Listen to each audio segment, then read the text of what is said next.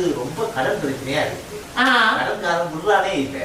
ஏன் அவன்கிட்ட போற நீ? அவன் வீட்டுல வந்து நிக்கிறான் லோனே. அதை சொல்லதான் வந்தேன்.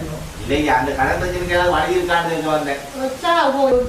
லக்கினம் சரி அந்த கிரண் சாவு ஏது எதிரெதிர இருக்கு.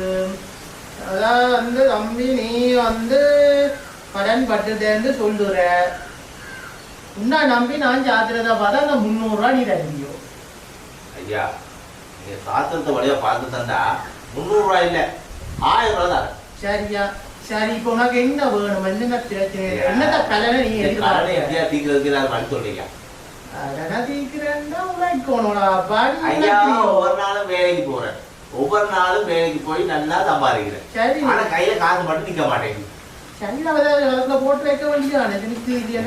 என்னையா பண்றது? கடன் பிரச்சனைக்கு அவன் மதுவாரி கடி காசு கேட்டுட்டு இருக்கான். அப்படி ஒரு கையால போகுது. வீட்டுல சாமான் வாங்குறதுக்காக ஒரு பக்கம் தலை போய்கிட்டு இருக்கு. எல்லாம் வாங்கி முடிய கையில காசை பார்த்தா கையில காசு இல்லையா? சரி, பஞ்சு விளாக்கிங்க ஐயா. சாமியா தான் இருக்கிறதுனா பல்லு விளக்கு எல்லாம் கேட்குறீங்க. சரியா விளாக்கிறேன். ஓகே சரி. அதாவது அம்பே உனக்கடாப்பா கடகராசிய நனி போதா